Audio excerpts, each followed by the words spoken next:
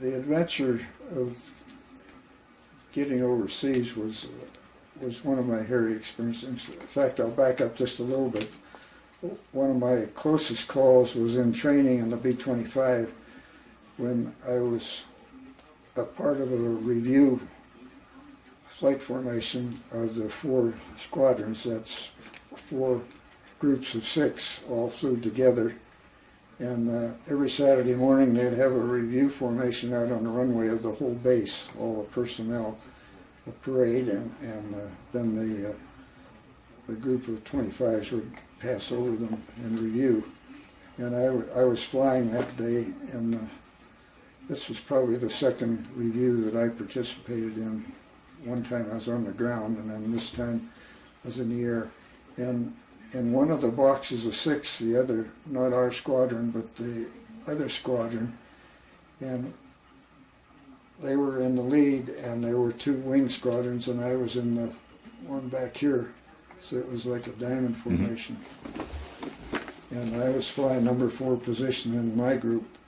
So one of the airplanes on the wing of the lead plane got sucked into the jet stream of the turbulence of the lead plane and collided with it. And they blew up, and that took out his other wingman. So 3 airplanes were blown up, and they had just passed over the review formation they were still within the boundaries of the airport when all this happened. And every bit of debris fell on the airport grounds. And that's how close they came to wiping out the whole base. Wow, wow. Personnel. So that was a headline happenstance. And you were able to evade, get out of the way, or how did you get out? We had an instructor pilot leading our squadron, and because we had practice bombs on board, and the goal was to go out and drop your practice bombs afterwards and make a training session out of it, and formation training also. So our instructor said, we're going to go out and drop our bombs. So he kept us in the air for about 45 minutes.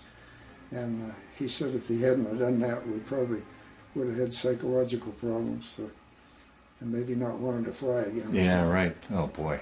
Wow. So that was the closest call I ever had in training. And then I started to tell you about the little problem we had going overseas. We departed New York, Mitchell Field, and it was late at night. And when we were sent to New York, we were not able to contact anybody or tell anybody what we were doing because we were going to get orders to go overseas, and it was all secret. So we stood by for a day or so, and then I was able to visit my aunt and uncle during that time. And that night when I went back to the hotel, I told them I wouldn't be able to let them know when we were going, so if I didn't get in touch with them again, that meant I left. So I got a call when I got back to the hotel, and we were to report to Mitchell Field, and we took off that night in a transport plane that was flown by American Airlines civilian crew. And so you guys didn't fly your plane over, you flew, well, your crews were flown over together. Yeah, there was a whole C-54 load of personnel, various crews and so on. And we flew up to Newfoundland from Mitchell Field and landed there and refueled, and eventually in an hour or so we got underway we were headed for the Azores, and we got less than an hour out and just reached cruising altitude, and the electrical prop on this airplane ran away, and it was one of 4, and I was sitting in the window next to where I could look out and see the engine, and it wound up like a siren out there, and none of us knew what was going on, and they didn't have a PA system for the crew to advise you what was going on or anything. All I had was a enlisted purser or something in the back to sort of take care of stuff. he went up in the cockpit to find out what was going on, and he came back and white as a sheet and never told us a word. Oh, jeez. And the procedure was to make an emergency descent immediately. And we'd been briefed that if we ditched in the Atlantic, North Atlantic, in March, or January geez. it was, and I guess it was March of 44, March of 44. And so all I could think of, I knew that if we ditched, I was a goner, because Right, you could right. only live less than a minute in that water Sure. if you got, and the chances of getting into a lifeboat without getting in the water were almost nil. So this procedure was to make an emergency descent to the lowest altitude possible to get that prop slowed down as much as they could, and that's what they did, but we didn't know that.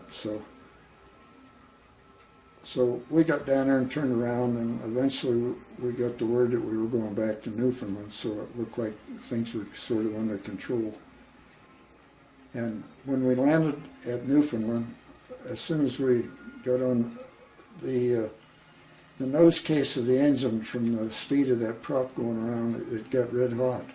And I sat there looking at it, hoping we didn't catch on fire. Oh, boy. And as soon as we landed, we lost all the air blast that was keeping it from getting on fire, and it started to catch fire, and the fire trucks came out, and it opened the door and threw a rope out, and we started to evacuate. I was up towards the front of the airplane. I was the second row back, I think, and the officer who was ahead of me, I didn't know it at the time, but he was a brigadier general, and it was Vandenberg. Is that right? He later became the Air Force, the Chief of Staff of the Air Force, Right. a four-star general. Wow. And he was right in the seat ahead of me, and he wasn't too much help either. And we didn't have much conversation going, so we stood there in the aisle, and I had to wait till all these guys, the first couple of guys, grabbed the rope and swung out and swung back in the airplane instead of climbing down the rope. So it was kind of slow, but the fire trucks got there and put a ladder up, so I went down on the ladder. I didn't have to get down the rope. Wow. That was my second close call, and I hadn't gotten to combat yet.